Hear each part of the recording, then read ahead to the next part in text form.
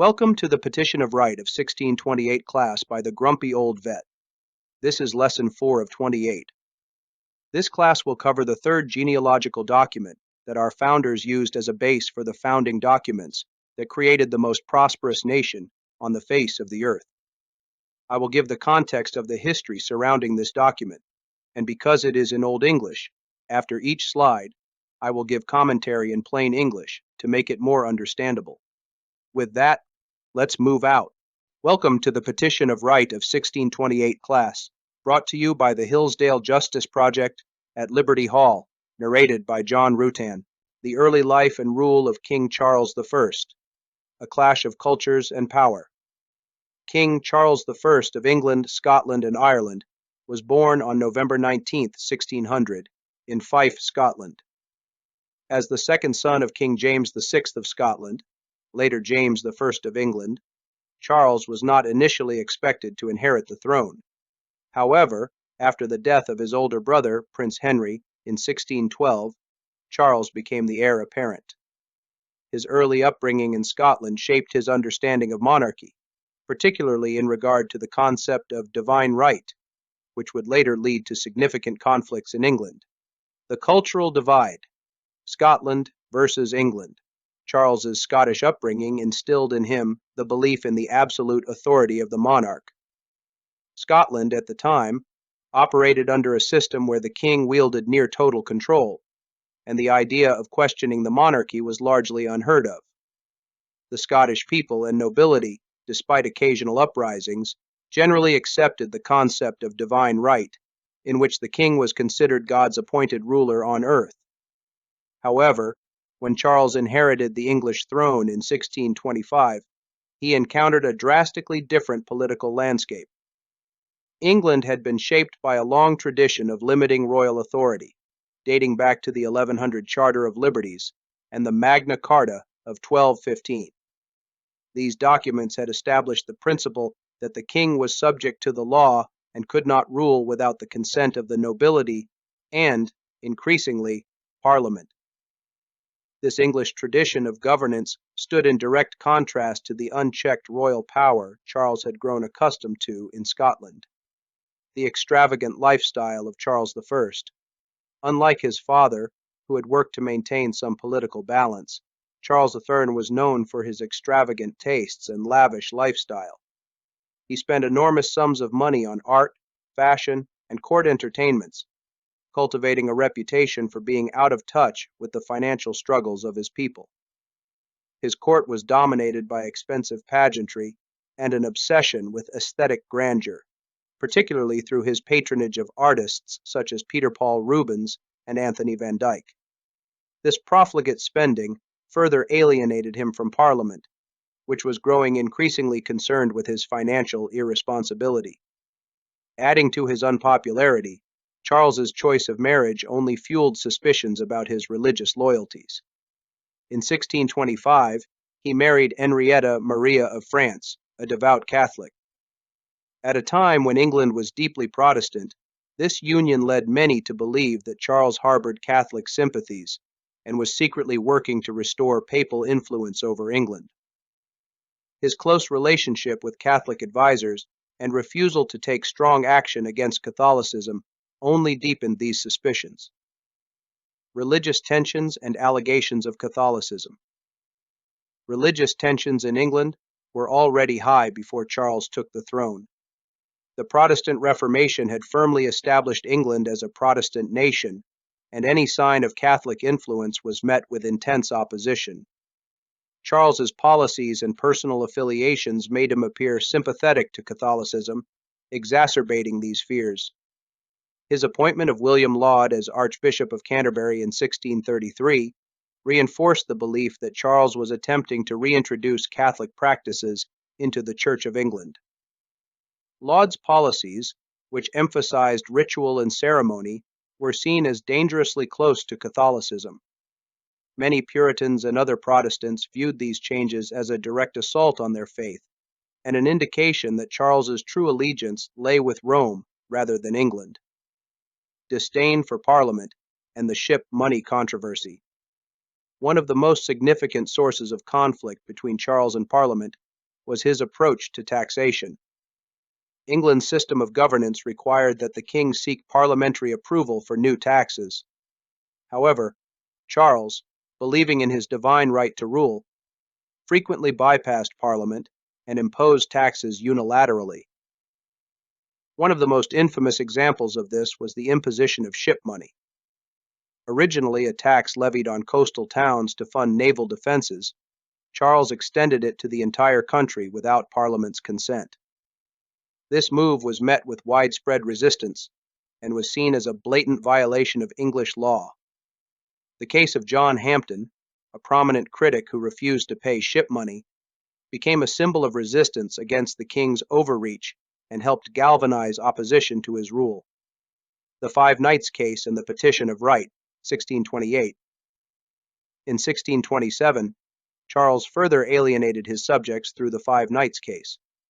He had attempted to raise funds for military campaigns without Parliament's approval, and when met with resistance, ordered the imprisonment of 5 prominent knights who refused to pay forced loans.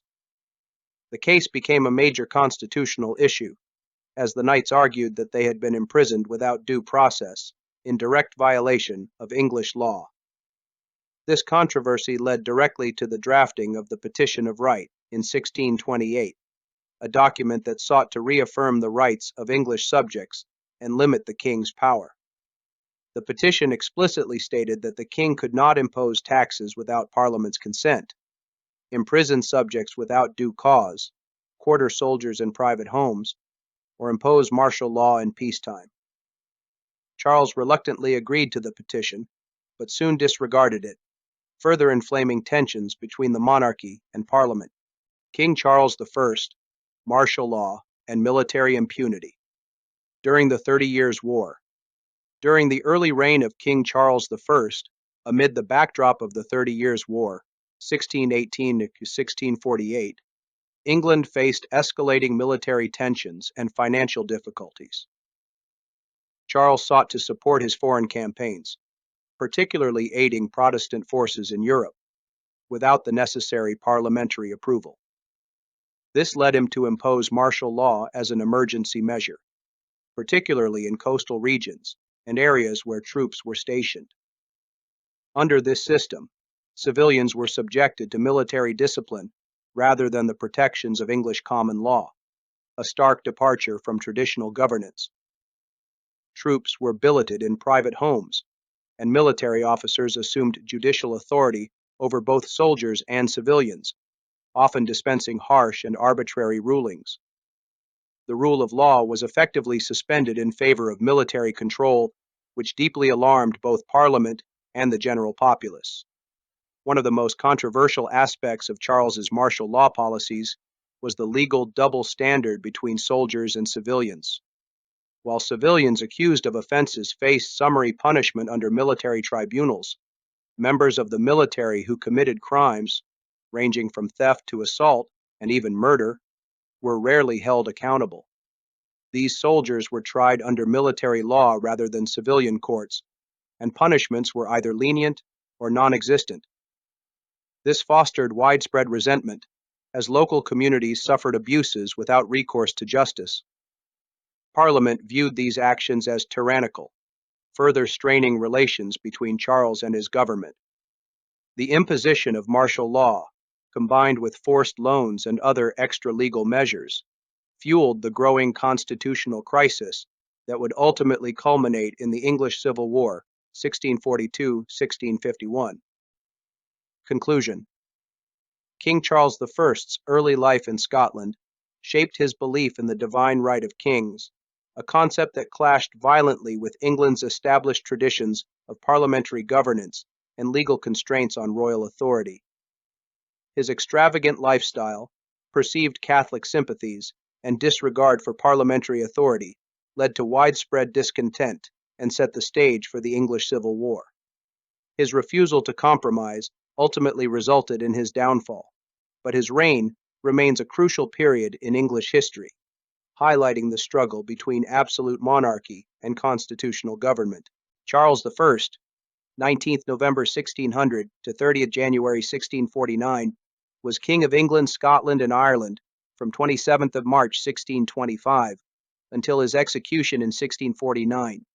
He was born into the House of Stuart as the second son of King James VI of Scotland, but after his father inherited the English throne in 1603, he moved to England, where he spent much of the rest of his life. He became heir apparent to the kingdoms of England, Scotland, and Ireland in 1612, upon the death of his elder brother, Henry Frederick, Prince of Wales. An unsuccessful and unpopular attempt to marry him to the Spanish Habsburg Princess Maria Ana culminated in an 8-month visit to Spain in 1623 that demonstrated the futility of the marriage negotiation. 2 years later, he married the Bourbon Princess Henrietta Maria of France. After his 1625 succession, Charles quarreled with the English Parliament, which sought to curb his royal prerogative. He believed in the divine right of kings and was determined to govern according to his own conscience. Many of his subjects opposed his policies, in particular the levying of taxes without parliamentary consent, and perceived his actions as those of a tyrannical, absolute monarch. His religious policies, coupled with his marriage to a Roman Catholic, generated antipathy and mistrust from Reformed religious groups such as the English Puritans and Scottish Covenanters, who thought his views too Catholic. He supported high church Anglican ecclesiastics and failed to aid continental Protestant forces successfully during the 30 Years' War. His attempts to force the Church of Scotland to adopt high Anglican practices led to the Bishops' Wars, strengthened the position of the English and Scottish parliaments, and helped precipitate his own downfall. Charles I failed policies. 1. Disbanded Parliament. 2. Married a 15-year-old French Catholic wife. 3. Promised ships to France for his marriage to his young wife. 4. Helped his brother-in-law destroy the Huguenots. 5. Imposed the ship tax. 6. Created the forced loan program to raise money for the religious civil war. 7. Denied the writ of habeas corpus in the Five Knights case. 8. Growing suspicion among the people that he was loyal to Rome. Petition of Right 1628. Presented June 2, 1628 A.D.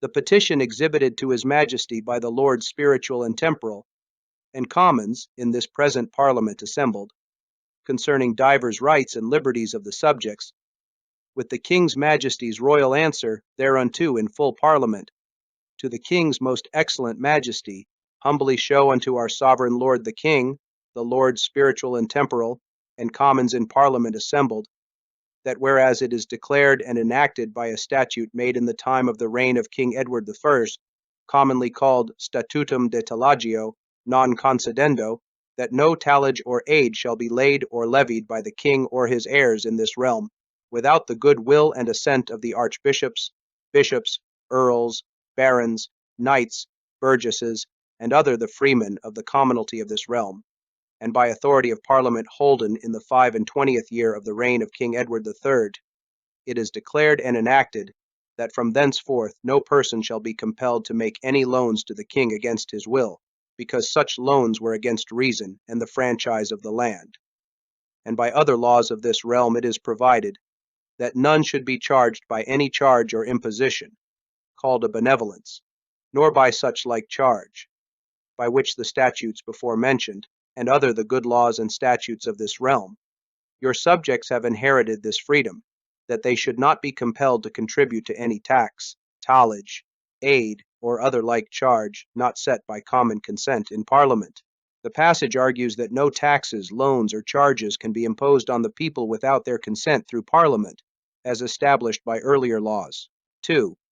Yet nevertheless, of late divers commissions directed to sundry commissioners in several counties with instructions have issued, by means whereof your people have been in divers places assembled, and required to lend certain sums of money unto your Majesty, and many of them, upon their refusal so to do, have had an oath administered unto them not warrantable by the laws or statutes of this realm, and have been constrained to become bound and make appearance, and give utterance before your privy council, and in other places, and others of them have been therefore imprisoned, confined, and sundry other ways molested and disquieted.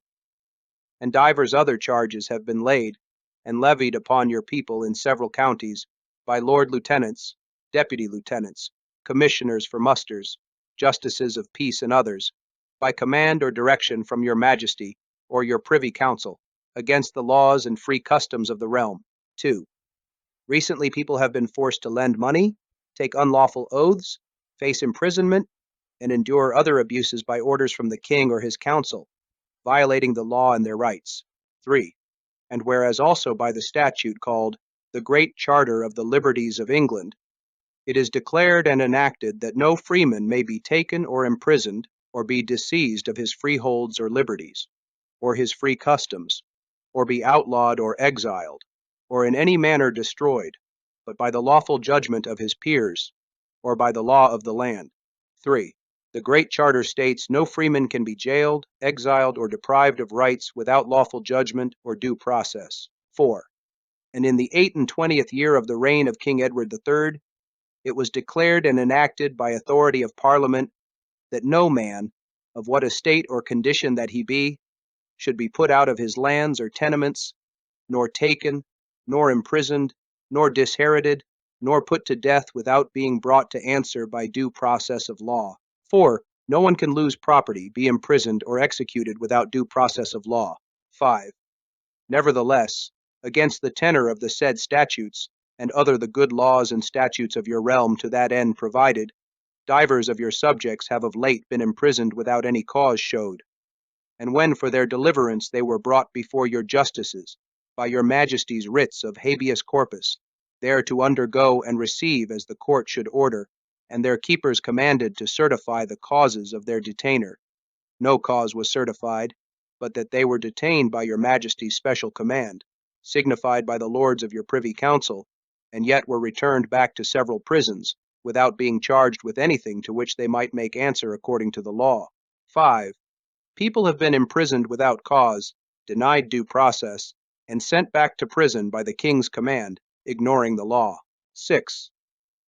And whereas of late great companies of soldiers and mariners have been dispersed into divers counties of the realm, and the inhabitants against their wills have been compelled to receive them into their houses, and there to suffer them to sojourn against the laws and customs of this realm, and to the great grievance and vexation of the people. 6.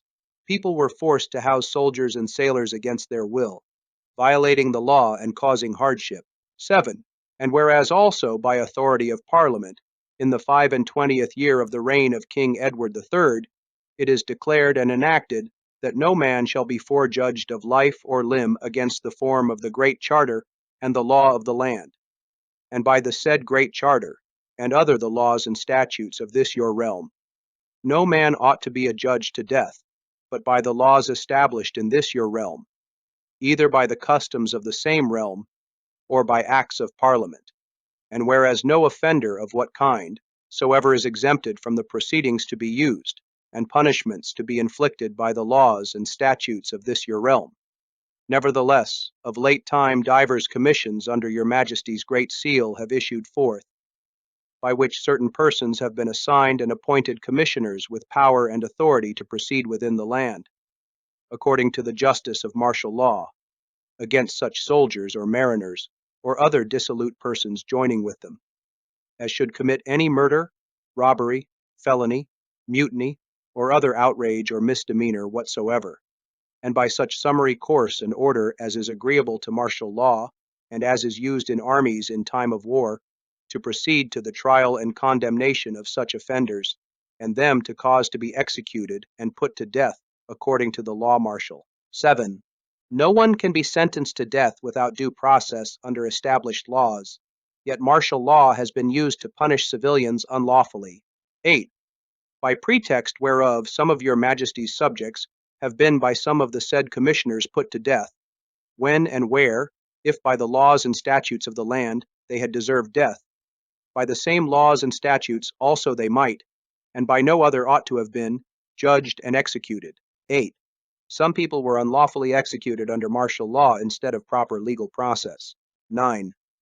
And also sundry grievous offenders, by color thereof claiming an exemption, have escaped the punishments due to them by the laws and statutes of this your realm, by reason that divers of your officers and ministers of justice have unjustly refused or forborne to proceed against such offenders according to the same laws and statutes, upon pretense that the said offenders were punishable only by martial law, and by authority of such commissions as aforesaid, which commissioners, and all other of like nature, are wholly and directly contrary to the said laws and statutes of this your realm. 9. Offenders have avoided proper punishment because officials wrongly claimed they could only be tried under unlawful martial law. 10.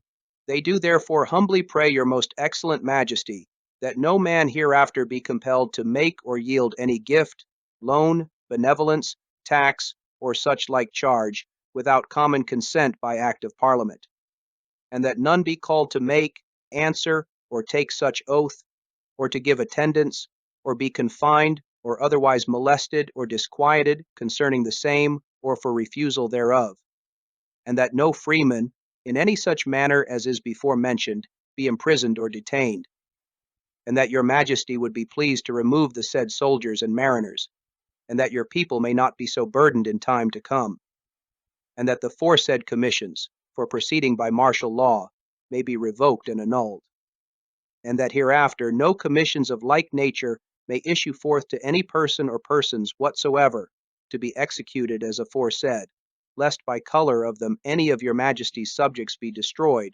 or put to death, contrary to the laws and franchise of the land. 10. They request that no one be forced to give money or goods without Parliament's consent, that no one be punished or imprisoned unfairly, and that soldiers and martial law be removed to protect people's rights.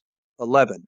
All which they most humbly pray of your most excellent majesty as their rights and liberties, according to the laws and statutes of this realm, and that your majesty would also vouchsafe to declare that the awards, doings, and proceedings to the prejudice of your people in any of the premises shall not be drawn hereafter into consequence or example, and that your majesty would be also graciously pleased, for the further comfort and safety of your people, to declare your royal will and pleasure, that in the things aforesaid, all your officers and ministers shall serve you according to the laws and statutes of this realm, as they tender the honor of your majesty, and the prosperity of this kingdom. 11. They humbly ask the king to uphold their rights, prevent future abuses, and ensure officials follow the law to protect the kingdom's honor and prosperity.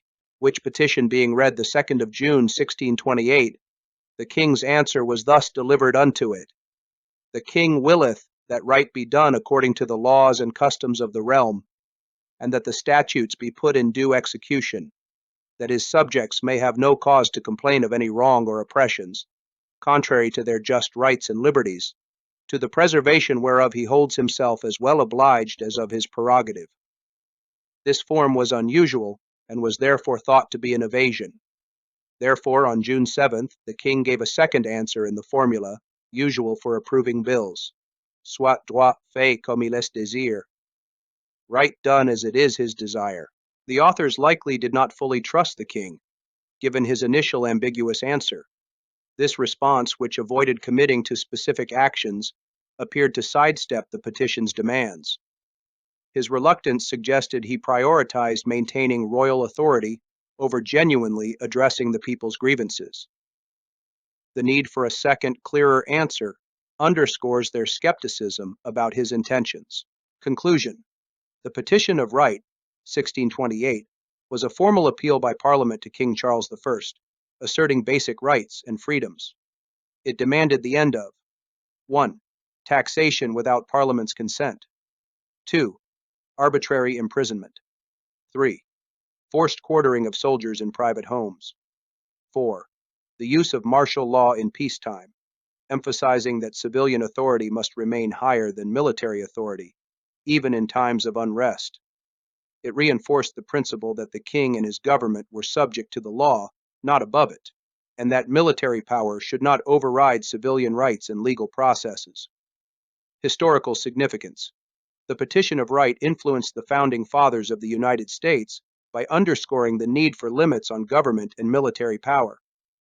It directly inspired key concepts in the U.S. Constitution and Bill of Rights, such as due process, the prohibition of unlawful imprisonment, the protection against quartering troops, and the subordination of the military to civilian control. This document laid the groundwork for the American emphasis on individual rights, representative government, and the primacy of the rule of law. 1. Protection against arbitrary imprisonment, habeas corpus, Petition of Right, 1628. Protested King Charles I's imprisonment of subjects without due cause, particularly in the case of the 5 Knights, Darnell's case, where they were denied habeas corpus. U.S. Constitution, Article 1, Section 9, Clause 2. The privilege of the writ of habeas corpus shall not be suspended, unless when in cases of rebellion or invasion, the public safety may require it. Amendment 6, Bill of Rights. Right to a speedy and public trial. 2. No taxation without parliamentary legislative consent petition of right, 1628. Objected to Charles I imposing taxes without Parliament's approval. U.S. Constitution, Article 1, Section 8, Clause 1. Congress has the sole power to levy taxes. Article 1, Section 7, Clause 1.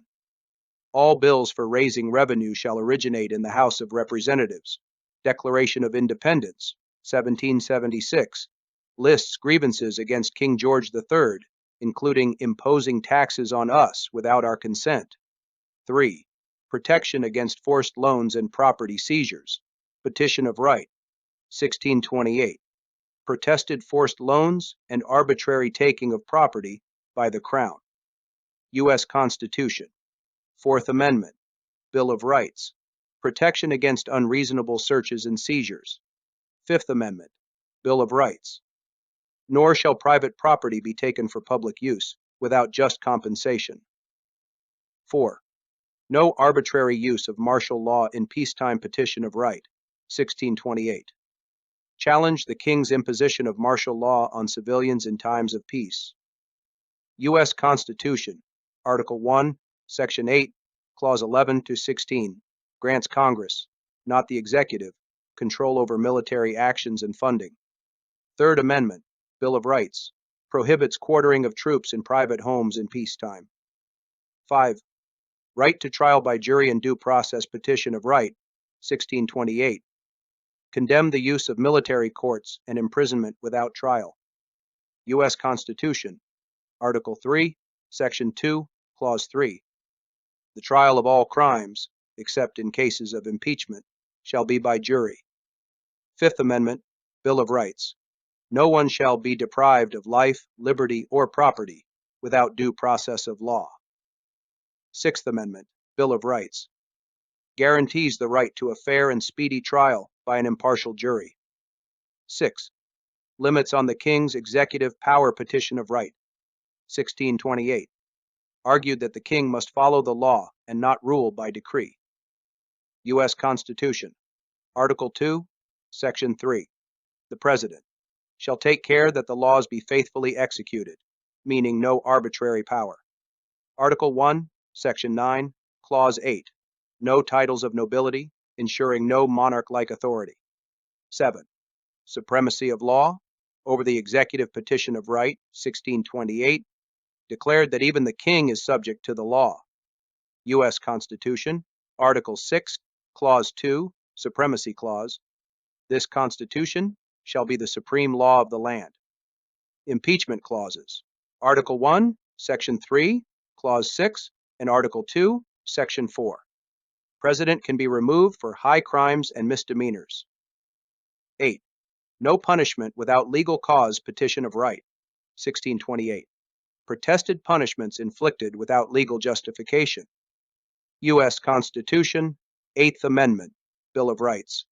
Excessive bail shall not be required, nor excessive fines imposed, nor cruel and unusual punishments inflicted.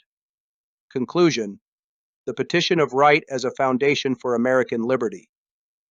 The Petition of Right, 1628, set the stage for constitutional government by limiting arbitrary power and reinforcing individual rights.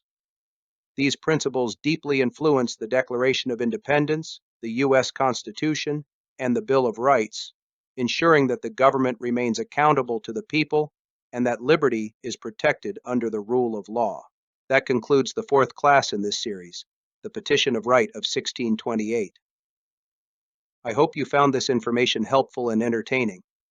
I will see you in Class 5, where we will go over the Grand Remonstrance of 1641 in depth. Fall out!